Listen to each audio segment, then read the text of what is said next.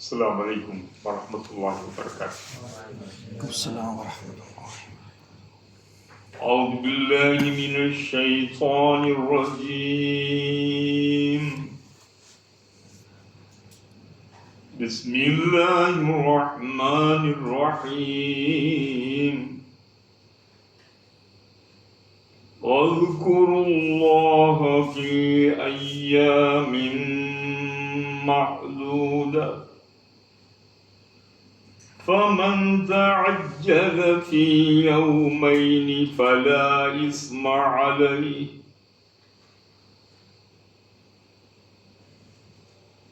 ومن تأخر فلا إثم عليه لمن اتقى واتقوا الله واعلموا أنكم إليه تحشرون. صدق الله العظيم.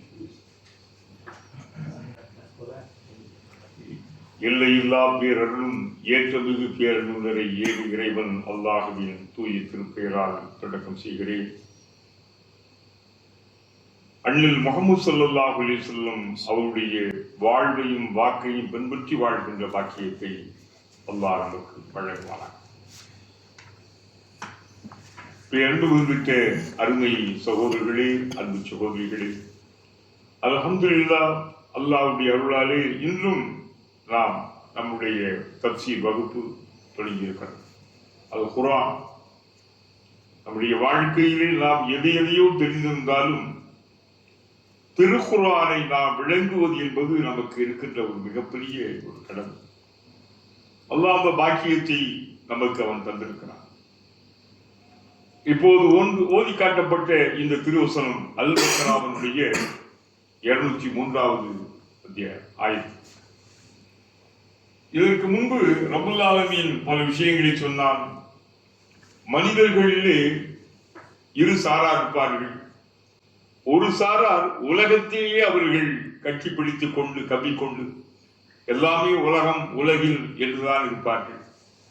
அவர்களுக்கு மறுமையில் எந்த விதமான பாக்கியம் இல்லை என்று அல்லாஹ் சொல்லிவிட்டு மனிதர்களில் இன்னும் சிலர் இருக்கிறார்கள்.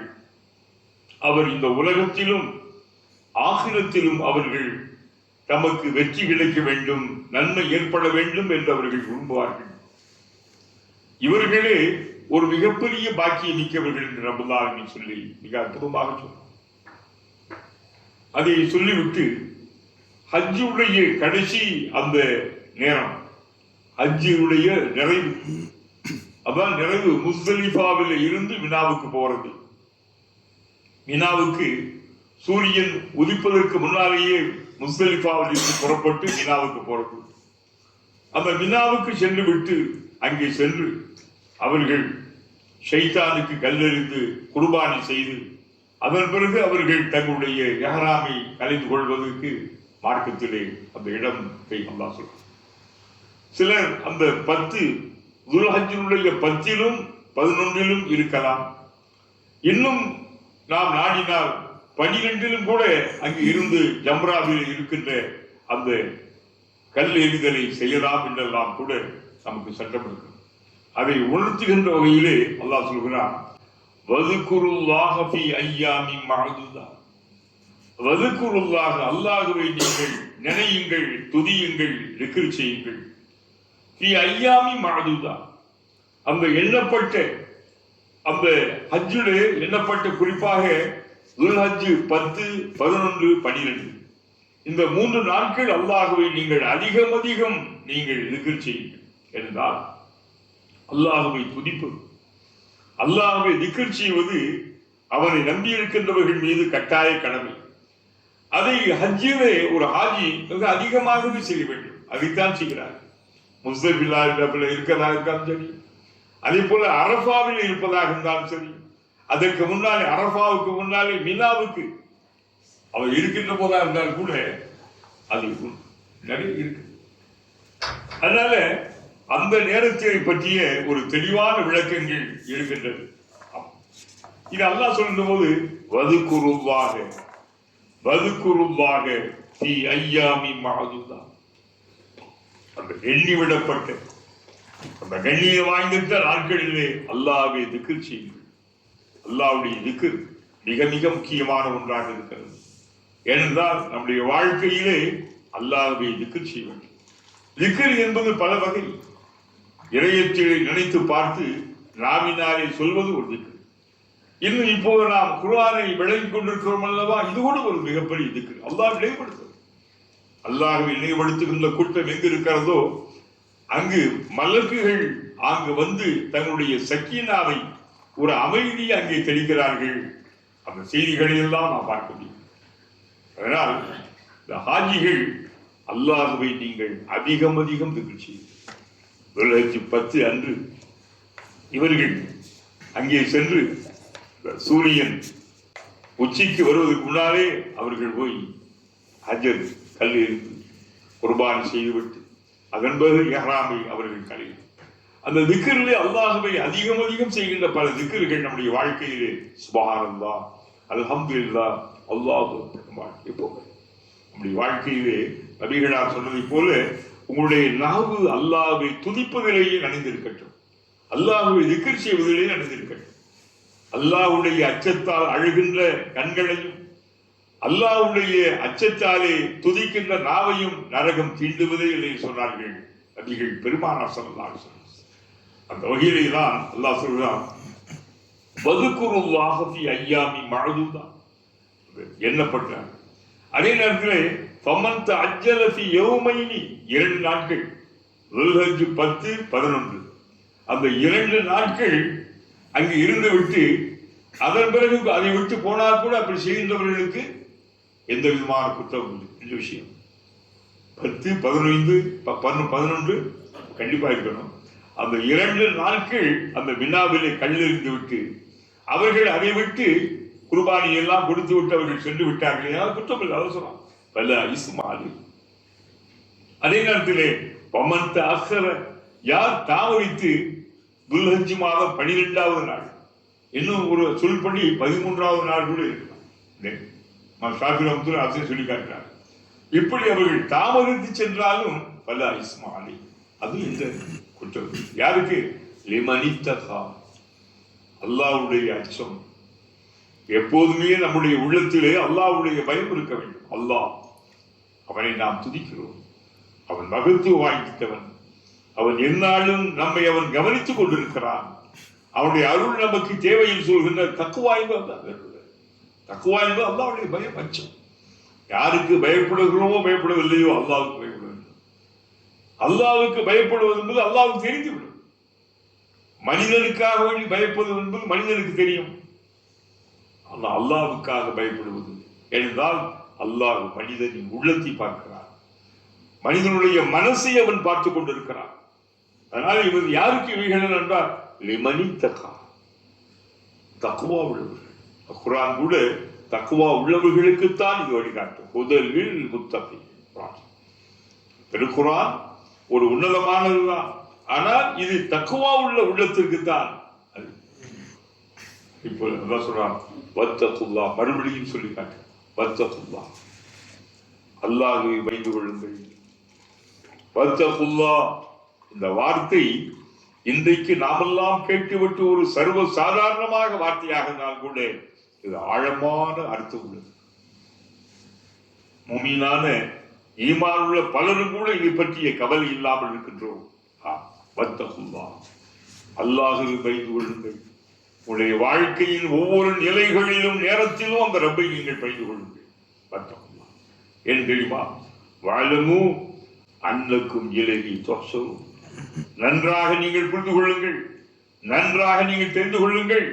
நிச்சயமாக உங்களில் ஒவ்வொருவரும், அன்னக்கும் நிச்சயமாக நீங்கள், இலகி தொசரும், அந்த இறைவனிடம்தான் நீங்கள் கொண்டு வரப்படுவீர்கள்.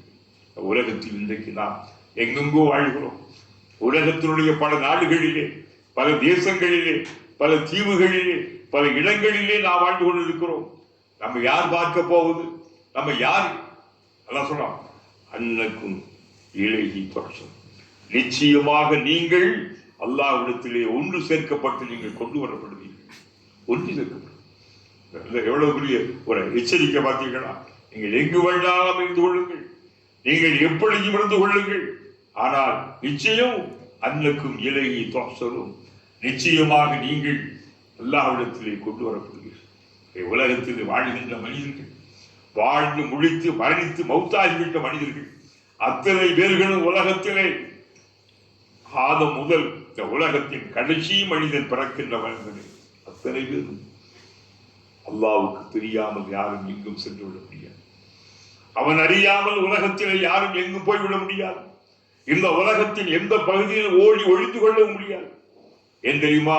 அன்னக்கும் இலையை துவசரும், நிச்சயமாக நீங்கள் அந்த அல்லாஹ்விடத்திலே கொண்டு வரப்படுவீர்கள். அவன்கிட்ட நிச்சயமாக வந்துதான் தேர வேண்டும். அல்லாஹ் தான் சொல்லி காட்டு. எவ்வளவு இந்த சிந்தனை இருக்கிற அற்புதம் இந்த வசனங்களிலே விரும்பல.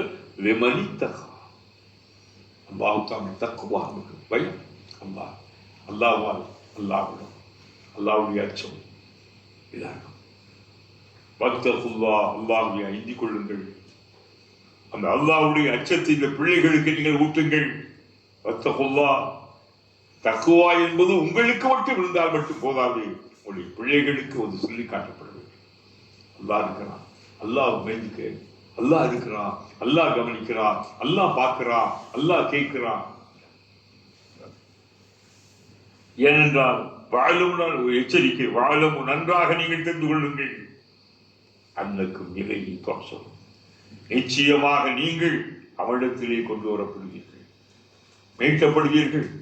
அவர்கள் கேட்டார்கள் அரபுகள் இன்றைக்கு, ஐதா அபித்னா வகுன்னா துராபன் வைன்னா ஐலாமன் வைன்னா மபூசும். என்ன முகமது, நாங்கள் இறந்து விட்ட பிறகு, நாங்கள் மண்ணில் புதைக்கப்பட்டு விட்ட பிறகு, மண்ணோடு மண்ணாக கலந்து நாங்கள் மக்கி போய் விட்ட பிறகு மீண்டுமா நாங்கள் உயிரோடு தெளிவு பண்ணுவோம் கேட்டார்.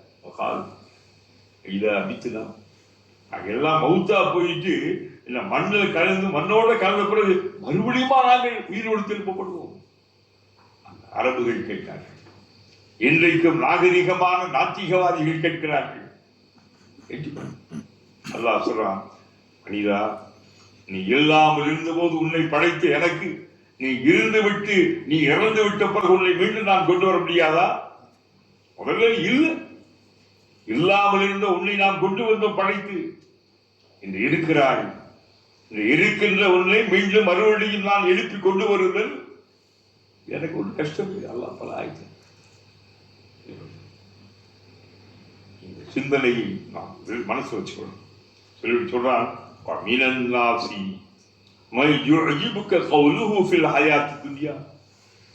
மனிதர்களிலே சிலர் இருக்கிறார்கள். நன்றாக பாருங்கள், உங்களுடைய வாழ்க்கையில் நம்முடைய வாழ்க்கையில் நாம் சந்திக்கின்ற சில மனிதர்களை நீங்கள் எப்படி பார்க்க முடியும்? மினன்னாசி தூதரே, மனிதர்களில் சிலர் யார்? மன், அவன் இருக்கிறான், ஒருவன். யார் அவன்? உலக வாழ்க்கையில் அவருடைய பேச்சு, அவருடைய சாதுரியம். மக்களுக்கு சில பேர் பாருங்க, சாதுரியமா பேச்சு ஆச்சரியப்பட. சில பேர் பேசுறது பூரா பொய், பத்திராட்டம் பூரா. அவன் பேச்சு தான் பெருசா இருக்கும். அன்றைக்கு மதீனாவிலே அஹ்லஸ் பின் ஷரீக் சொல்ற ஒரு முனாஃபிக், அவன் பேச்சை பார்த்தீங்கன்னா வெளியில பார்த்தா பெரிய யோக்கியன் மாதிரி இருப்பான். ஏதோ இஸ்லாம் முழுமையான பச்சையான முஸ்லிம் போல இருப்பான். நபிகளாரே அவனுடைய பேச்சை பார்த்து ஆச்சு, எப்படி பேசுறாங்க, அவன் என்ன சொன்னாலும் அது உண்மை உண்மை நம்புற அளவுக்கு அவன் பேசி விடுவான். வாய்ச்சவடா நீங்க பாருங்க, சில பேர் பாருங்க, நீங்க சந்திக்கிற சில பேரை பார்த்தீங்கன்னா நீங்களே அப்படியே ஆச்சரியம், இப்படி பேசுறான்டா. அவன் சொன்னா அவனுடைய வாதமும் எடுத்து வைக்கிற பேச்சும் என்ன அப்ப ஆச்சரியமா.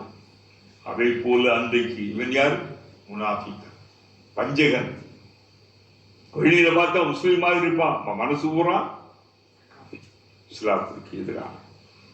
அப்படிப்பட்ட ஒரு மனிதனுடைய செயல்பாடுகள் அல்லாஹ் தஆலா இவனை லேசான இவனுடைய பேச்சினால அங்க இருக்கிற சில பேருடைய சொத்து பத்துக்கள், தோட்டங்கள் இதெல்லாம் எல்லாம் கபடிகரமாக பாருங்க. ஊரை அடிச்சு உடையில போடுவான்னு சொல்லுவோம் அல்லவா, அதை போல மனிதர்களில் மண் ஒருவன் இருக்கிறான். அந்த ஒருவன் என்று அவனை குறித்த போது கூட உலகத்தில் ஒவ்வொருவனையும் எவனெல்லாம் இப்படி இருக்கிறானோ அவனை சொல்லுகின்ற வார்த்தை. அவன் தூதரை முகமது கவுலோடைய பேச்சு வியப்படைவுக்கு ஆட்சி நபியே நம்புற அளவுக்கு எங்க ஹயாத்தி துன்யா உலக வாழ்க்கை உலக இன்னும் என்ன சொல்றான் அல்லாஹ்வையே சாட்சி கொண்டு வந்திருப்பான். இது பேசுற பேச்சு ஏதோ அல்லாஹ்வை விட்டு இருந்து அவனே பேசுவது மாதிரி இருக்குமா.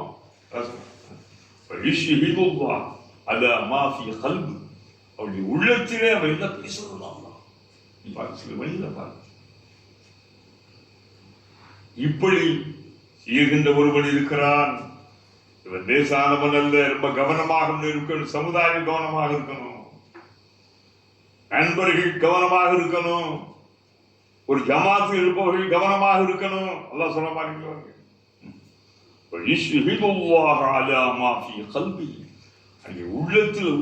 உள்ளத்திலே பேசுற மாதிரி இருக்காங்க. சில விவகாரங்கள் எடுத்து சில பஞ்சாயங்கள் எடுத்துக்கிட்டு சில குடும்ப பிரச்சனை எடுத்துக்கிட்டு பேசி ஆரம்பித்தாங்க. தொழில் ரீதியாக பேசும்போது நீ பாருங்க, உங்களுக்கு எல்லாம் ஒரு சில பேருடைய மனசுல உங்களுக்கு வரும். நீங்க எல்லாம் சந்திச்சிருக்கலாம். இந்த அளவுக்கு ஏதோ அதான் அல்லாமே அவங்க இருக்கிற மாதிரி அப்படிதான் தெளிவா பேசுவான்.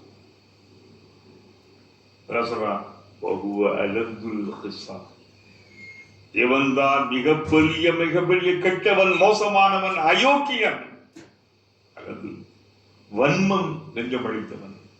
இவளுடைய உண்மை இருக்கு, என்ற பொய் இருக்குது, ஏமாற்றுக்கு பித்தராட்டம் இருக்கிறது. அவன் அல்லதுல் ஹிசாம், அதாவது அந்த ஒரு விதமா பேசக்கூடியதுல அவன் வந்து ரொம்ப கொடூரமானவன், கடுமையான.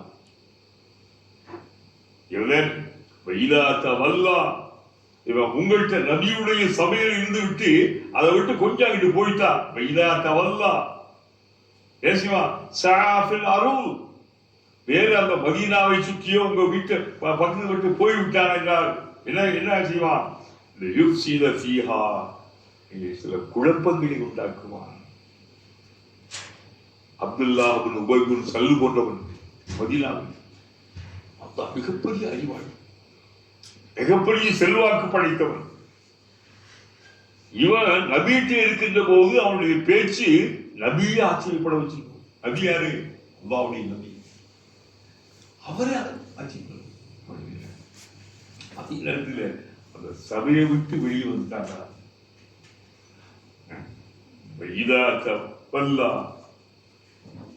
என்ன செய்வான்? சராஃபில் அருள், ஊர்ல அந்த பூமியில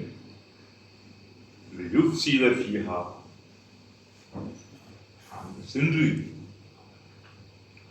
குழப்பங்களை உண்டாக்குவான், குழப்பங்களை விளைப்பான், குழப்பங்களை அவன் விளைத்து காட்டுவான். அது மட்டுமல்ல, மதீனத்து முஸ்லீம்களுக்கு சொந்தமான அது விவசாய பண்ணைகளை எல்லாம் நெருப்பு ஆள் வச்சு தெரியாம கெடுதல் பண்ணுவான், கெடுதல் பண்ணுவான். என்ன செய்வான்?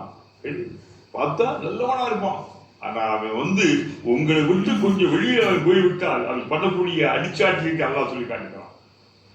இதா தவல்லா சாஃபில் அருள் யுஃப்ஸித ஃபீஹா, அதை குழப்பத்தில் கொள்கிறான். வயுஹ்லிகல் ஹர்ஸ், விவசாய நிலங்களை எல்லாம் என்ன செய்வான்? அவனுக்கு தெரியாம யாருக்கு குழப்பத்தை உண்டாங்க. திடீர்னு நெருப்பு வச்சு வந்துடுவான். சில கூரை வீட்டில் திடீர்னு நெருப்பு வச்சு வந்துடுவான். சில இடங்கள் திடீர்னு என்ன செய்யும்? ஒரு கோலா பண்ணிட்டு வந்துடுவான். திடீர்னு 2-3 வீடு தட்டிட்டு போயிடுவான். மக்கள் இன்னும் உயர்ந்து அப்ப அந்த சமூகத்தையே ஒரு குழப்பத்தை. அது மட்டுமல்ல, நசுல அங்கு இருக்கின்ற சந்ததிகளையும் நாசமாக்குவான். சந்ததி இவன் தனக்கு பிடிக்காத இன்னொரு சக்தி உள்ள கூட்டத்தார்கள் என்ற விஷயங்கள்ல ரொம்ப கடுமையானதுக்கு தெரியாம வந்து அவங்களுக்கு வந்து எல்லா விதமான அவங்களுடைய கால்நடைகளை கலந்துட்டு போறது தெரியாம, அவங்களுடைய விவசாய நிலங்களில் கோதுமை வயல்களில் போய் ஏதாவது நெருப்பு வச்சு விட்டு வந்துடுறது, அவனுடைய பிள்ளைகள் குழந்தைகளுக்கு ஏதாவது கோளாறு பண்ணி விட்டு வந்துடுறது.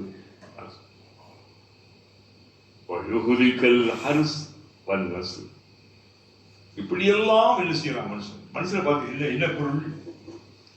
மனித குலத்தில் மனிதர்களை நிம்மதியாக வாழ விட மாட்டான். நிம்மதியாக இருக்கின்ற குடும்பங்களை நிம்மதியாக இருக்க விட மாட்டான். குழப்பம். புருஷனை பற்றி பொண்டாட்டிட்ட, பொண்டாட்டி பத்தி புருஷன்ட்ட, அண்ணனை பத்தி தம்பிட்ட, தம்பியை பற்றி அண்ணன்ட்ட பார்ட்னர்ஸ் இருப்பாங்க. அவங்களுக்கு இடையே ஏதாவது போட்டு விட்டுருது. அப்ப இந்த அநியாயங்கள் அன்றைக்கு நிகழ்ந்தன. இந்த அநியாயங்கள் அன்றைக்கு நிகழ்ந்தன. அல்லாஹ் சொல்றான், இப்படிப்பட்ட செயலெல்லாம் அவன் செஞ்சிருக்கான். இப்படியெல்லாம் செய்வான். அப்படி செய்யக்கூடிய மனிதர்களும் இருந்தார்கள், இன்றைக்கும் இருப்பார்கள். மனிதர்கள இது குர்ஆன் என்று அன்றைக்கு உள்ளது மட்டுமல்ல, உலகம் உள்ளளவுக்கும் இந்த குர்ஆன் வழிகாட்டும். குர்ஆனுடைய வழிகாட்டல் என்பது உலகம் இருக்கின்ற வரைக்கும். இது உலகத்தினுடைய பொதுமறை. எல்லா காலங்களுக்குமாக எல்லா மனிதர்களுக்குமான வழிகாட்டல் குர்ஆன். முஸ்லிம்களுக்கு மட்டுமல்ல, அரபுகளுக்கு மட்டுமல்ல, அரபு அல்லாதவர்களுக்கு மட்டுமல்ல, உலகத்தில் அத்தனை பேருக்குமான வழிகாட்டல். இந்த குர்ஆன் அன்றைக்கு ஒரு மனிதனை மையமாக வைத்து பேசிய இந்த ஆயத்தை இன்றைக்கு நீங்கள் சந்திப்பீர்கள். உடைய வாழ்க்கையிலே, தொழில் வாழ்க்கையிலே, குடும்ப வாழ்க்கையிலே, உறவுகளின் வாழ்க்கையிலே சந்திப்பீர்கள். இப்படிலாம் இருப்பான். சொல்லிவிட்டு ஒரே ஒரு சாத்து சொல்றான், வல்லாஹு லா யுஹிப்புல் ஃபஸாத். இப்படிப்பட்ட குழப்பக்காரர்கள், இப்படிப்பட்ட விஷமிகளை அல்லாஹ் நேசிப்பதே இல்லை. இந்த குர்ஆன் இவ்வளவு அநியாயம் அக்கிரமெல்லாம் செய்து இருக்கிறான். இதெல்லாம் மனித உறவுகளுக்கிடையிலே, மனிதர்களுக்கிடையிலான உறவுகளை பேசுகின்ற இஸ்லாத்தை பொறுத்தவரை ஒரு தனி மனுஷன் என்ன தொழுகிட்டு நோம்பு வச்சுக்கிட்டு கொண்டு போன்னு சொல்லல. சமூக வாழ்க்கை, சமூக வாழ்க்கை, குடும்ப வாழ்க்கை, கூட்டு வாழ்க்கை, சமுதாய வாழ்க்கை, மனித வாழ்க்கை, மனித குலத்தினுடைய வாழ்க்கை. சொல்றான், வல்லாஹு லா யுஹிப்புல் ஃபஸாத். இப்படிப்பட்ட குழப்பக்காரர்களை, எப்படிப்பட்ட கெட்ட இனம் கொண்ட விஷமிகளை அல்லாஹ் நேசிப்பது. எனக்கு நேசிப்பது அல்லாஹ்வை நேசிக்காது. இவெல்லாம் உலகத்தில் என்ன பண்ணி சொல்லுவாங்க, இவெல்லாம் ஈமான் பண்ணி என்ன பண்ணி சொல்லுவாங்க, இவெல்லாம் ஒரு முஸ்லீமை போல வெளியே நடமாடி என்ன பண்ணி பாருங்க. எவன் இஸ்லாத்தை மதிக்கவில்லை அவன் முஸ்லீம் அல்ல. புரியுமா உங்களுக்கு? இஸ்லாத்தை மதிப்பவன் தான் முஸ்லீம். சும்மா பேர் வச்சுக்கிட்டவன் முஸ்லீம் அல்ல. இஸ்லாத்தை மதித்தா இஸ்லாத்தின் அடிப்படையில் நீ நடக்க வேண்டும்.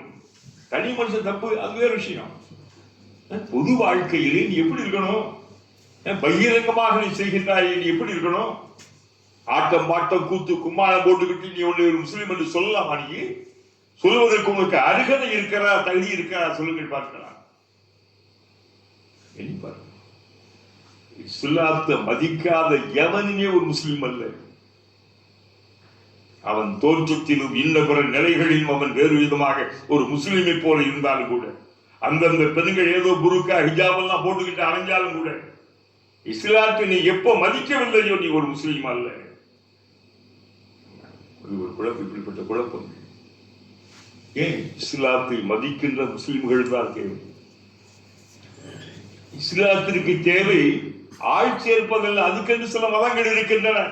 காசு பணங்களை கொடுத்து, வீடு கட்டி கொடுத்து, அது இதெல்லாம் கொடுத்து தன் மதத்துக்கு ஆள் சேர்க்கிற ஆள் இருக்கு. அப்படி மதங்கள் இருக்கின்றன. இஸ்லாம் அப்படி இல்லை. யாருக்கு வேண்டும்? அது இஸ்லாம் இருந்தால் உனக்கு நல்லதுதான், இஸ்லாத்துக்கு நல்லது. அப்ப நீ இஸ்லாமாக இருக்க வேண்டும் என்றால் இஸ்லாத்தை பேண வேண்டும், இஸ்லாத்தை அறிய வேண்டும். ஒரு முஸ்லீமை போல வேடம் தாங்கி கொண்டு ஹிஜாபு அதெல்லாம் போட்டு நீ ஆட்டம் பாட்டம் கூத்து கும்மாளம் போட்டீங்கன்னா நீ யார்? நீ யார்? நீ தேவையில்லை இந்த இஸ்லாத்திற்கு. நீ அல்லாஹ்வுக்கும் ரசூலுக்கும் நீ தேவையில்லை. இதுதான் உண்மை. அதை அல்லாஹ் சொல்றான். வல்லாஹு லா யுஹிப்பு. இதெல்லாம் குழப்பங்கள். இந்த பூமியிலே அல்லாஹ்வுடைய பெயராலே அவனுடைய கோலங்களை சீலங்களை தாங்கி வைத்துக் கொண்டு என்ன ஒரு முஸ்லீம் போல இவர்கள் மூலமாக இஸ்லாத்துக்கு அவப்பெயர், இஸ்லாத்திற்கு கெட்ட பெயர். இந்த கல்யாண வீடுகள்ல ரிசப்ஷன்ல இந்த ஆட்ட ஆட்டியே வந்து மற்றவங்க எல்லாம் பார்ப்பாங்களே, காரி துப்பவில்லையா? அது உங்களுக்கு அல்ல, இந்த முஸ்லாத்துக்கு. ஆணும் பொண்ணும் சேர்ந்து ஆட்டம் பாட்டம் கூத்து குமாண்ட ஆடுறீங்க, ஹஜ்ஜுக்கு போறீங்க, நீங்க உம்ராவுக்கெல்லாம் போறீங்க சொல்றீங்க. நீங்க யாரு? நீங்க யாரு? உங்களை யாருக்கு தேவை? இஸ்லாத்துக்கு தேவையா நீங்கள்? அதான் சொல்லிட்டாங்க. உங்களை யாரு தேசிக்க மாட்டாங்க. ஒழுக்கமா கண்ணியமா இஸ்லாத்தை மதிச்சு நடக்கக்கூடிய இஸ்லாத்துக்கு இப்படிப்பட்டவங்கள்ட்ட போய் வைதா கீழலகு அவர்களுக்கு சொல்லப்பட்டார் இத்தனை எல்லாம் ஏன் அநியாயம் பண்ணிட்டு இருக்கு, ஆட்டம் பாட்டு இதெல்லாம் வந்து கவியுடைய சுண்ணா. திருமணம் ஒரு சுண்ணத்தான, அதை எவ்வளவு சுண்ணத்தான அடிப்படை நடக்கணுமே. வைதா கீழலகு அவர்களுக்கு சொல்லப்பட்டால், யார் இப்படிப்பட்ட அநியாயக்காரர்கள் அல்லாஹ்வுடைய மார்க்கத்துடைய வரம்புகளை மீறி தன் விருப்பப்படி எல்லாம் மனம் போன போக்கில் வாழ்ந்து கொண்டு தாண்டோனித்தனமாக இந்த கையில காசு பணம் வந்துருச்சு என்பதற்காக வேண்டி காசு இப்ப தானே நீ பார்த்தீங்க, காசு எப்படி இருந்தீங்க நீங்க? உங்க கிராமங்களில் நீங்க எப்படி இருந்தீங்க? என்ன செய்து கொண்டிருந்தீர்கள்? பணம் காசு இன்னைக்கு பார்த்த உடனே இந்த ஆட்டம் ஆடுறீங்களா? அல்லாஹ் பயந்துக்கும், இப்படிலாம் செய்யக்கூடாது. உங்களை போன்று ஒரு நல்லவங்க சொன்னா இத்தகுல்லா அல்லாஹ் விழுந்துக்க பயத்துக்கு நல்லது. அல்லாஹ் நபி இப்படி நம்ம சொல்லித்தாங்க. திருமணம் சொல்ல வரணும், நல்லா வயிறார சாப்பாடு கொடு, நல்ல கிஃப்ட் கொடு, எது ஆட்டம் டான்ஸ் பங்கரா டான்ஸ் அது இது கொட்டு மேல வச்சுக்கிட்டு இந்த கேவலமாக்கிறியப்பா, இது அல்லாஹ் கோபத்தை உண்டாக்காதா? ஆனா ஆணும் பெண்ணெல்லாம் கிழவி கொம்பனை எல்லாம் சேர்ந்து ஆடுறீங்களா, கிழவி கொம்பனை எல்லாம் ஆடுறீங்களா, தாடி வச்சுக்கிட்டு செப்பா போட்டுக்க ஆடுறீங்களா? ஏன்னா உங்களுக்கு கொஞ்சம் கூட நீங்க யாரு சொல்லா என்ன? அல்லாஹ் வைது ஈட்டா அல்லாஹ் வை பாருங்க. இப்படி சொன்ன உடனே செய்யக்கூடிய பாவம் அந்த திமிரு, திமிரு அவனை கூடி கொண்டது. ஏன் காசு நேர இஷ்டம், நீ யாரு? நீ பாருங்களா கௌரவம் என்ன அவர்களுக்கு? கௌரவம் அவர்களை பிடித்துக் கொள்கிறது, பண திமிழ் அவர்களை ஆட்டி பிடித்து ஆட்டுவிக்கிறது.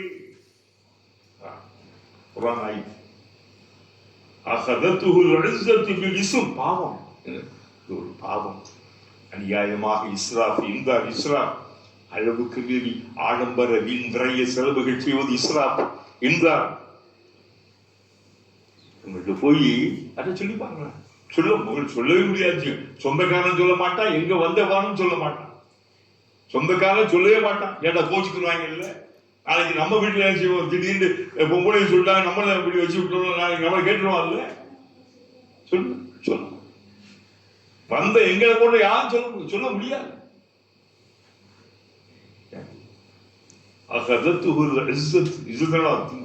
கண்ணியம் இஸ்ஸா என்ன அர்த்தம்? ஒரு கௌரவம். என்ன பில் இஸ்மி, பாவத்தின் கௌரவம், பாவத்தின் சம்பளம், பாவத்தின் சம்பளம் நரகம் தான். இப்படி அவர்களுக்கு இத்தத்தில் அல்லாஹ்வை பயந்து கொள்ளுங்கள் என்று அவர்களுக்கு சொல்லப்பட்டால், கர்வத்திலே அவர்கள் எல்லாம் சொல்றான், ஆடுகிறாய் மனிதா, காசு பணம் நகை நட்டு என்ற பெயராலே ஆடை அலங்கார பவனிகள் மூலமாக ஆடுகிறாயே. அல்லாஹ் சொல்றான், நீங்களுக்கு இந்த நரகமே போதுமானது. நீங்க பாழும் பயங்கர நரகம் தான். ஜகன்னம் ஜகன்னம்டா வேற என்ன சொல்லுங்க? இந்த ஆட்டம் மாற்றம் எவ்வளவு காலங்க? எவ்வளவு காலம் சொல்லுங்க? அப்ப எத்தனை வருஷம் சொல்லுங்க? யாருக்கு ரூஹு, யாருக்கு எங்க எந்த இடத்துல போகுதுன்னு சொல்லுங்க. எவ்வளவு காலம் அந்த கூத்து? அந்த 1 மணி 2 மணி நேரம் 3 மணி நேரம் கூத்து இவ்வளவு செலவழிச்சிடுறேன். எல்லாம் போகும்போது திட்டிக்கிட்டே போவாங்க. தெரியுமா உங்களுக்கு? உங்களுக்கு திண்டு ஓட்டு திட்டிக்கிட்டு போறேன். சாபத்து போய் பாருங்க. பணம் திமுக நீங்க பாடு கொடுத்து இதெல்லாம் தேவையா?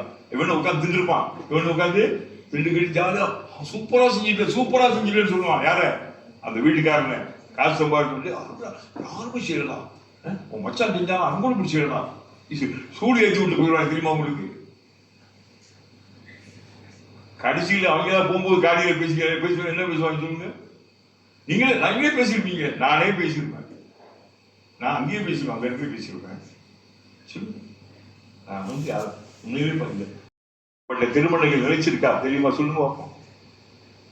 பல லட்சங்கள் செலவிட்டு கூட சில திருமணங்கள் 3-4 மாதங்கள்ல போய் நாசமா போய் தெரியுமா உங்களுக்கு? சென்ற ஆண்டு தஞ்சாவூர்ல ஒரு மிகப்பெரிய திருமணம், பயங்கர திருமணம், பெண் பூதமங்கலம், தெரியுதா? எத்தனை கோடியா? 10-20 கோடி சொல்லிருப்பாங்க. வச்சு பிடிச்சோம். மாஷா அல்லா 2-3 அவள் கடைசியில் வந்து என்ன ஆயிடுச்சு? 2-3 நாள் முடக்கா முடிச்சு. சிந்திச்சு பாரு. நம்ம இதான் சொல்ல, திருமணம் என்பது வந்து நல்ல சான்றோடைய துவா இருக்கணும். நல்லா வாழ. திருமணம் என்பது உங்களுடைய துவாவின் வாழ்க்கை. துவாவின் மூலமாக அவர்கள் வாழ வேண்டும், நல்லவர்களுடைய நல்லாசைகள் மூலமாக வாழ வேண்டும். இந்த சமூகத்தை பத்தி பெரும்பாலும் சொல்லுங்க. இந்த ஆயுதத்தை பார்த்தீங்களா? யாராவது மறுக்க முடியுமா? சொல்லுங்க அப்ப, நீங்களே சொல்லுங்க. இந்த ஆயுதத்தை படிச்சு பார்த்தீங்களா?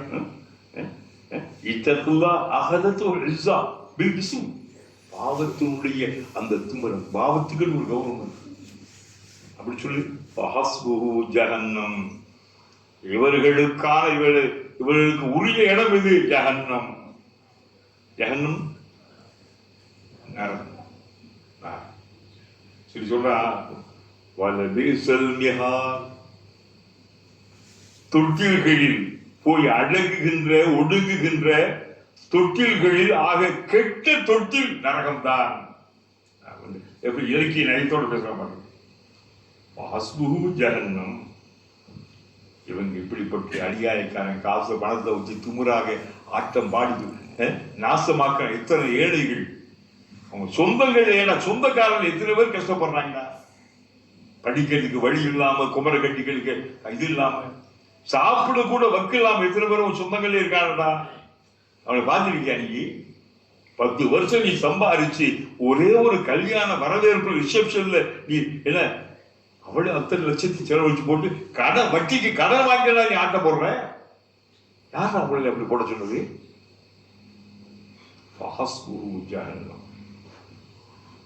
இவர்களுக்கு நரகம்தான். என்றால் திட்டமாக கெட்ட தொட்டில்களில் குழந்தை உடம்புல கெட்ட தொட்டில்களில் ஆக மிக மிக மோசமான கெட்ட தொட்டில் எது? நரகம். இதுல அதாவது இப்ப நம்ம பேசுறதெல்லாம் இப்ப ஒன்றும் தெரியாது, இந்த உலகத்துக்கு தெரியாது, மனிதர்களுக்கு புரியாது, நமக்கு கூட தெரியாது. கேட்கிற இடத்துல கொஞ்சம் மனசு இதா இருக்கு அப்படின்னு நம்ம மறந்துடும். எங்க தெரியும்? அங்கே தெரியும். அந்த நாள் என்றைக்கு யாரும் எவருக்குமே பயன் தர மாட்டானோ அந்த நாளிலே தான் என்னுடைய அருமை புரியும். உலகத்திலே சொல்லப்பட்ட முழக்கங்கள் அங்கே தெரியும். எந்த பிரயோஜனம்? கெட்டவர்களை பற்றி கெட்டவர்கள் தான் அன்றைக்கு உலகத்துல. நல்லவங்க அதிகமா கெட்டவங்க அதிகமா? இந்த உலகத்தில் சொல்லுங்கள், நீங்கள் சந்தித்தவர்களிலேயே நல்லவங்க அதிகமா கெட்டவங்க அதிகமா? சொல்லுங்கள். கெட்டவங்க தான். உலகம் கெட்டவர்களால் நிரப்பப்பட்டிருக்கிறது. இப்படிப்பட்ட போலித்தனமான பொய்யான மனிதர்களைத்தான் நாம் பார்க்க முடிகிறது. ஆச்சரியம், அல்லாஹ்வை நம்பாம இருந்துட்டா கூட பரவாயில்லைங்க. அல்லாஹ்வை நம்பிட்டு ஈமான் இருக்குது, தொழுகிற, வருஷத்துக்கு 3-4 தடவை உம்ராவுக்கு ஓடிக்கிட்டு இருக்கு, கொஞ்சம் கூட அதான் முக்கியம். சொல்லுவோம், இஸ்லாத்தை மதிக்காம இஸ்லாத்துடைய அனுஷ்டானங்களை உன் வாழ்க்கையில் நடத்துகின்ற நிகழ்ச்சிகள்ல, குறிப்பா உன் பிள்ளைகளுடைய திருமண கல்யாணம் இதுல நீ காட்டாம, ஏன் நபி சொன்னாங்க வெளியிலே பள்ளியிலே உங்களுடைய திருமணத்தில் ஏன் அங்கேதான் கண்ணியமா இருக்கும். பள்ளி நசியம் கண்ணியமாக இருக்கும். பள்ளியில் வச்சுட்டு கூட ரிசப்ஷன் ஹால் வந்து அதுக்கு மேல ஆட்டம் போடுறாங்க இருக்காங்க தெரியுமா உங்களுக்கு? உலகத்திலே நான் ரொம்ப வருத்தப்படுவது என்ன தெரியுமா? சமுதாயம் அல்லாஹ்வின் ரசூல் நம்பி இருப்பதாக சொல்லுகின்ற சமுதாயம், அல்லாஹ்வுடைய மார்க்கத்தை மதிக்காத ஒரு சமுதாயம், அல்லாஹ்வுடைய தீனை அதாசீனப்படுத்துகின்ற அலட்சியப்படுத்துகின்ற ஒரு சமுதாயம் எப்படி வெற்றி அடையும் சொல்லுவோம்? மற்றவர்களுக்கு இஸ்லாத்தை சொல்கின்ற அருகதையை நாம் கொஞ்சம் கொஞ்சம் இழந்து வருகிறோம். இஸ்லாத்தினுடைய தனித்துவத்தை பற்றிய சிறப்புகளை நாம் மாற்றார்களுக்கு சொல்ல நமக்கு கடமை இருக்கிறது. ஆனால் முஸ்லிம்களுடைய செயல்பாடுகள் நாம் அப்படியே கொஞ்சம் சொல்லக்கூடிய தகுதியை நாம் இழந்து வருகிறோம். நீங்க பண்பாடுகள் அதனால் நல்லா சொல்லிட்டு பாருங்க, நீங்க என்ன நரகம் ஒன்று போதும் இவர்களுக்கு, நரகம் போதும் பா இவனுக்கு வேணும் சொல்லணும்ல. அதே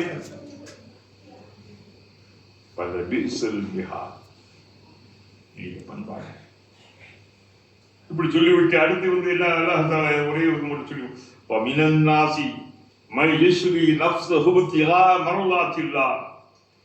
மனிதர்களில் இன்னும் சிலர் இருக்கிறார்கள் பாருங்கள், கெட்டவங்களை பற்றி சொல்லிவிட்டு இந்த மார்க்கத்துக்காக வேண்டி தன் உயிரை தியாகம் செய்திருந்த பெருமக்கள்,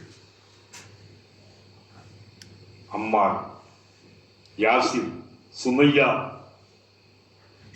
சுஹைல் போன்ற பெருமக்கள், ரலியல்லாஹு அன்ஹு, பிலால்,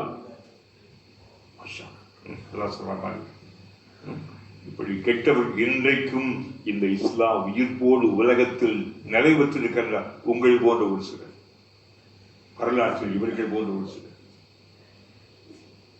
முற்றிலுமாக இந்த இஸ்லாத்தை எவராலும் எத்தனை கெட்டவர்கள் இஸ்லாத்தின் எதிரிகள் தோன்றினாலும் இஸ்லாத்தோடு இன்னைக்கு எல்லாம் பார்த்தீங்களா, இந்தியாவில் வடநாட்டில் பல பள்ளிவாசல்கள் 500-600 வருஷமா அந்த பள்ளிவாசல் அப்படி கண்முன்னால உடைச்சு புல்டோசர் வச்சு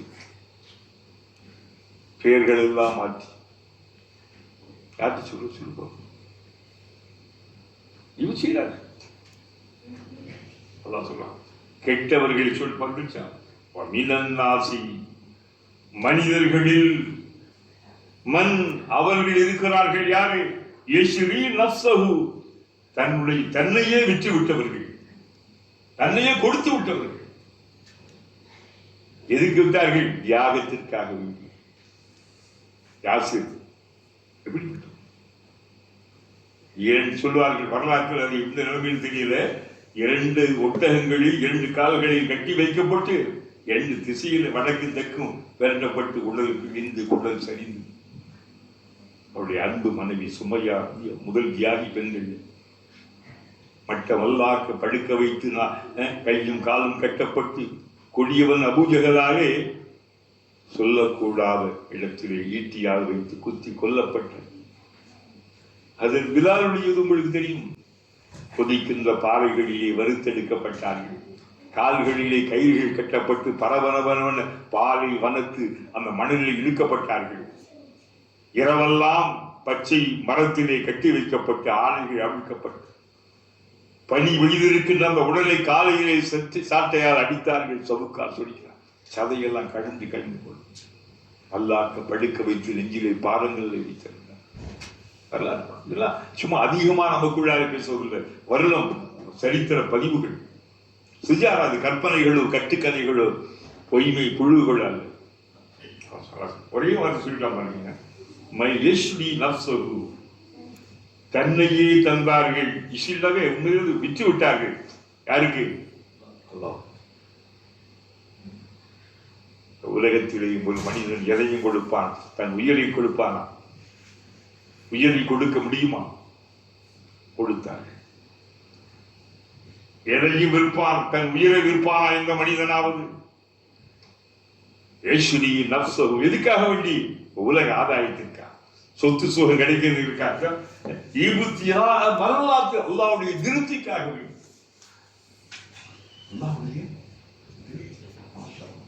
எனக்கு அல்லாஹ்வுடைய திருப்தி வேண்டும். யார் என்னை பற்றி குறை கூறினால் கவலை இல்லை, யார் என்னை எதிர்த்தாலும் அதை பற்றி அஞ்ச மாட்டேன். அல்லாஹ்வுடைய திருப்தி. தேடினார்கள் இல்லை, வரலாற்றில்லா அல்லாஹ்வுடைய திருப்தி. அல்லாஹ்வின் திருப்தியை தேடுவதற்காக வேண்டி தன்னையே கொடுத்தார்கள், தன்னையே விட்டார்கள். அப்படிப்பட்டவர்களும் அம்மா, யாசிர், சுபையா, பிலால் ரலியல்லாஹு அன்ஹு, சுஹைல் போன்றவர்கள்.